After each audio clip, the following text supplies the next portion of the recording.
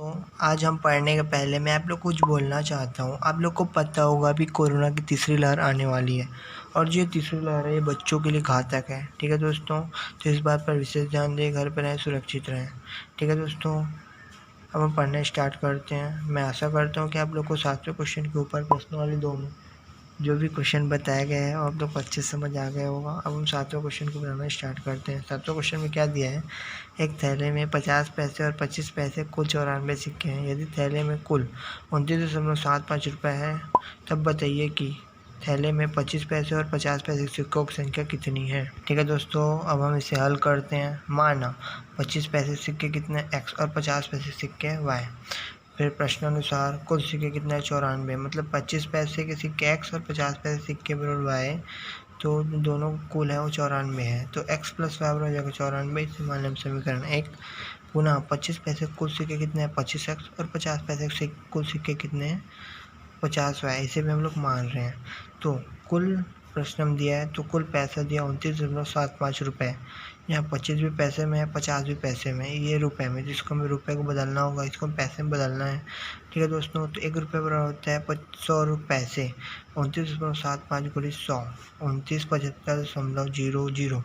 तो जो 2975 पैसा और जीरो का कोई महत्व नहीं है, दशमलव के बाद, तो 2975 पैसा अर्थात 25x प्लस 50 बराबर हो जाएगा 2975। इसे मान समीकरण 2।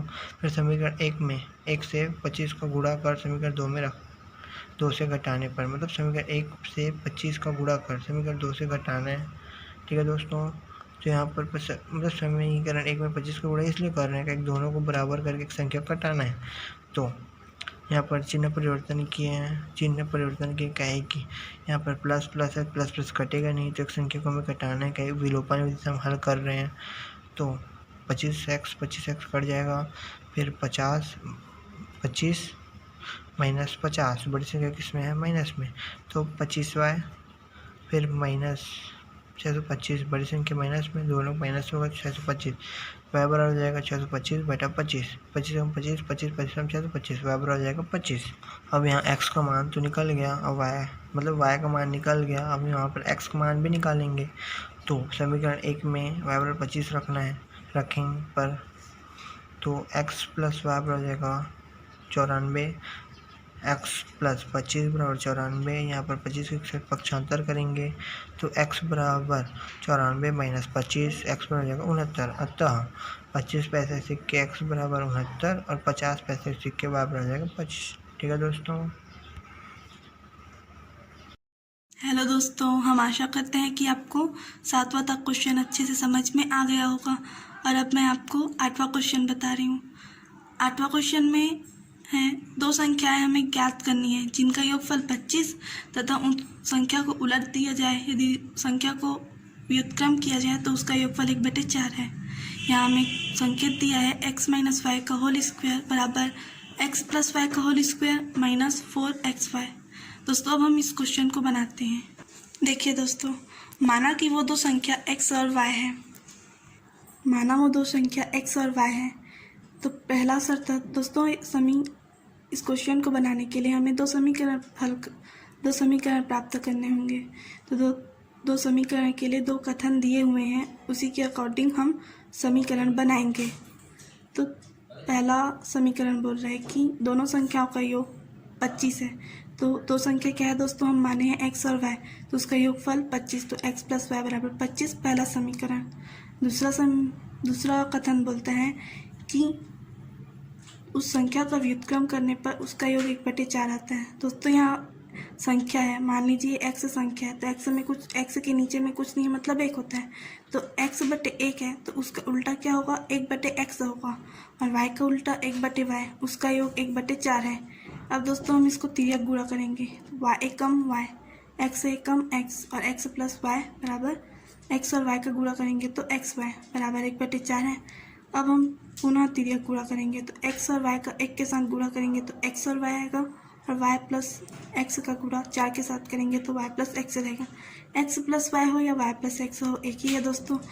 समीकरण 1 से हम x प्लस y का मान 25 रख सकते हैं यहाँ पर, तो यहाँ हमने 25 रख दिया। 25 चौक 100 होता है, x y बराबर 25, दूसरा समीकरण प्राप्त हो गया दोस्तों। अब दोस्तों हमें कथन दिया है, जो संकेत दिया है उसी में हम इस सूत्र के मान को रख देंगे।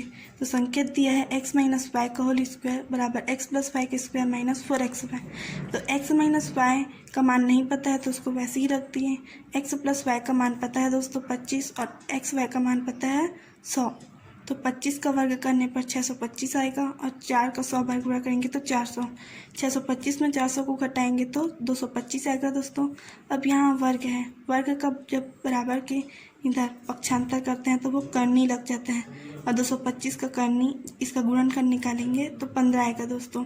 तो x माइनस वाई बराबर 15। ये हमारा तीसरा समीकरण हो गया दोस्तों। अब हम समीकरण पहला और तीसरा को जोड़ेंगे। तो x plus y plus x minus y बराबर 25 प्लस 15। तो प्लस वाई और माइनस वाई कट जाएगा दोस्तों, प्लस वाई और माइनस वाई कट जाएंगे तो x और x 2x हो गया। 25 और 15 40। 2 का जब पक्षांतर करेंगे तो ये भाग में हो जाएगा। 2 एक कम 2, 2 दूनी 4, 2 शून्य 0। तो x बराबर कितना आ गया दोस्तों 20 आ गया। अब x का मान समीकरण 1 में रख दिए दोस्तों। x प्लस वाई बराबर 25 ये समीकरण 1 है। x का मान 20 रख दिए। प्लस 20 बराबर किधर आएगा तो माइनस हो जाएगा। 25 में 20 किया तो 5। तो हमें x का मान 20 प्राप्त हुआ और y का मान 5। इस तरह हमें वो दो संख्या पता चल गई दोस्तों। वो दो संख्या 20 और 5 है जिनका योगफल 25 और उनके व्युत्क्रमों का योग 1/4 है। थैंक यू दोस्तों। हम आशा करते हैं कि आपको अच्छे से समझ में आ गया होगा। तो अब हम 10वां क्वेश्चन बनाना स्टार्ट करते हैं। 10वां क्वेश्चन में क्या दिया है, दो संख्याओं का गुणनफल 45 तथा उनका योग 14 है, संख्या ज्ञात कीजिए। यहाँ पर ध्यान देने वाली बात यह है कि 8वां 9वां और 10वां जो सूत्र लगेगा उसे हमें याद करना होगा। यहाँ पर जो दो सूत्र दिया है ये बोर्ड पेपर में नहीं देता, इसे हमें याद करना होगा। ठीक है दोस्तों, अब हम इसे हल करते हैं। माना दो संख्या x और y है। प्रश्न से दो संख्याओं का गुणनफल कितना है 45। x गुणित y पर हो जाएगा 45, इसे मान लेते हैं हम समीकरण 1। फिर दो संख्याओं का योग 14, x प्लस वाई पर हो जाएगा 14, इसे मान लीजिए समीकरण 2।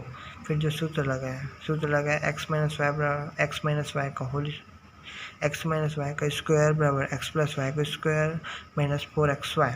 फिर यहाँ पर हम समीकरण 2 मतलब x प्लस वाई बराबर 14, इसे हम समीकरण 2 इसलिए लिखे हैं क्योंकि यहाँ पर समीकरण 2 का मान यहाँ पर रखेंगे। फिर 4 गुणित x और y, यहाँ पर समीकरण 1 इसलिए लिखे हैं क्योंकि यहाँ पर समीकरण 1 जो x गुणित y यहाँ पर x और y का मान यहाँ पर रखेंगे। तो 14 गुणित 14 हो जाएगा 196, 45 गुणित 4 हो जाएगा 180, 196 180 घटेगा तो हो जाएगा 16। तो 4 का वर्ग होता है 16। ठीक है दोस्तों, तो x माइनस वाई का स्क्वायर जो है और 4 का स्क्वायर, तो ये दोनों का स्क्वायर कट जाएगा तो x माइनस वाई बराबर हो जाएगा 4। इसे मान लें समीकरण 3। फिर समीकरण 2 और समीकरण 3 को जोड़ने पर x प्लस वाई बराबर हो जाएगा 14, x माइनस वाई बराबर हो जाएगा 4। ये और संख्या कट जाएगा, यहाँ चिन्ह परिवर्तन नहीं होगा। x और x हो जाएगा 2x, 14 और 4 हो जाएगा 18। x बराबर 18/2, 2 एकम 2 2 18, x बराबर हो जाएगा 9। फिर समीकरण 2 में x बराबर 9 रखने पर यहाँ पर समीकरण 2 में x बराबर 9 रखेंगे तो 9 प्लस वाई बराबर हो जाएगा 14, y बराबर यहाँ पर 9 से 75 हो जाएगा, 14 माइनस 9 तो हो जाएगा 5। तो y बराबर हो जाएगा 5। अतः संख्या x बराबर 9, y बराबर हो जाएगा 5। ठीक है दोस्तों, और इसमें मोस्ट MP जो उदाहरण है, उदाहरण 9, उदाहरण 10 और उदाहरण 12 और मोस्ट MP क्वेश्चन उदाहरण 13, ये सभी उदाहरणों को आप लोग को बनाना है। अगर आप लोग से उदाहरण नहीं बनेगा तो आप लोग बताना, हम इसे और आप लोग को अच्छे समझाने की कोशिश करेंगे। ठीक है दोस्तों, थैंक यू। तो दोस्तों मैं आपको 11वां क्वेश्चन बता रही हूँ। 11वां क्वेश्चन बोल रहा है दोस्तों, 5 वर्ष पूर्व मेरी आयु मेरे पुत्र की आयु की तिगुनी थी। पुत्र बोल रहा है दोस्तों, अर्थात मेरी पिता की होगी, अर्थात मेरी आयु तिगुनी थी। किसकी आयु की? पुत्र की आयु की। अर्थात जितनी पुत्र की आयु थी उससे तिगुना मेरी आयु थी। और 10 वर्ष पश्चात अर्थात 10 वर्ष बाद मेरी आयु मेरे पुत्र की आयु की दोगुनी हो जाएगी। अर्थात जो मेरी आयु है मेरे पुत्र की जितनी आयु रहेगी उससे दोगुनी रहेगी 10 वर्ष बाद। तो हमें मेरी और मेरे पुत्र की वर्तमान आयु ज्ञात करनी है। तो आइए दोस्तों, मैं आपको इस क्वेश्चन को हल करके बताती हूँ ताकि ये क्वेश्चन आपको अच्छे से समझ में आ जाए। दोस्तों, हम मानते हैं कि मेरी आयु अर्थात पिता की वर्तमान आयु को x वर्ष मानते हैं और पुत्र की वर्तमान आयु को 5 y वर्ष। अब दोस्तों, हमें 5 वर्ष पहले जाना है। 5 वर्ष पहले तो पिता की जो आयु थी, जितनी वर्तमान आयु रहेगी, तो 5 वर्ष पहले की बात कर रहे इसलिए माइनस, और 5 वर्ष पहले की बात कर रहे इसलिए -5। तो 5 वर्ष पहले पिता की आयु कितनी होगी दोस्तों? x - 5 वर्ष और पुत्र की आयु y - 5 वर्ष। और बोला है दोस्तों कि 5 वर्ष पहले पिता की आयु पुत्र की आयु की तिगुनी थी। जो पिता की आयु थी पुत्र की आयु की तिगुनी थी, अर्थात पुत्र की आयु को तिगुना करेंगे तो पिता की आयु के बराबर होगा। तो ये समीकरण बन गया। अब हम इसको हल करेंगे दोस्तों। तो इसको तो हल नहीं कर सकते, 3 का गुणा कर सकते हैं। तो 3 का y के साथ गुणा करेंगे तो 3y आएगा, माइनस का माइनस, 5 दिया 15। अब दोस्तों, चर संख्या को एक साथ और अचर संख्या को एक साथ करेंगे तो x यही है +3y बराबर के बाएं पक्ष में आया -3y हो गया, -5 बराबर के इस पर आया तो +5 हो गया, -15 है, 15 में 5 को घटाएंगे तो -10 आएगा और x - 3y है। तो ये हमारा पहला समीकरण प्राप्त हो गया। अब दोस्तों, दूसरा कथन क्या बोल रहा है? 10 वर्ष पश्चात, 10 वर्ष बाद की बात कर रहे हैं दोस्तों, अर्थात जो पिता की वर्तमान आयु होगी, मेरी वर्तमान आयु जो होगी, तो 10 वर्ष बाद कितनी होगी? 10 वर्ष में 10 बार हमारा बर्थडे आएगा तो 10 बार ऐड करना होगा, तो x + 10 वर्ष और पुत्र की आयु भी y + 10 वर्ष। 10 वर्ष पश्चात फिर कथन अनुसार बोला है कि पिता की आयु पुत्र की आयु की 2 गुनी हो जाएगी। मतलब जो पुत्र की आयु है उसको 2 गुना करेंगे तो पिता की आयु के बराबर हो जाएगी। तो हमने इसको समीकरण बनाया है, पिता की आयु बराबर पुत्र की आयु की 2 गुनी हो जाएगी। अब इसको भी हम वैसे ही हल कर देंगे जैसे ऊपर वाले को किया था। 2 का y के साथ गुणा करेंगे तो 2y प्लस और 10 दूनी 20। अब चार संख्या को एक साथ कर देंगे, +2y इधर आके -2y हो गया, 20 है ही, +10 -10 हो गया, 20 में 10 घटाया तो 10। ये हमारा दूसरा समीकरण प्राप्त हो गया। दोस्तों ध्यान से देखिए, हमें एक समीकरण और 2 समीकरण प्राप्त हो गया है। अब हम देखते हैं इसको कैसे हल कर सकते हैं। या तो हम इसको प्रतिस्थापन विधि से हल करेंगे या फिर विलोपन विधि से हल करेंगे। तो देखिए दोस्तों कि x और x के गुणांक समान है और इसकी संख्या, इसके चिन्ह भी समान है, तब हम इसको विलोपन विधि से हल कर सकते हैं क्योंकि इसके गुणांक समान है।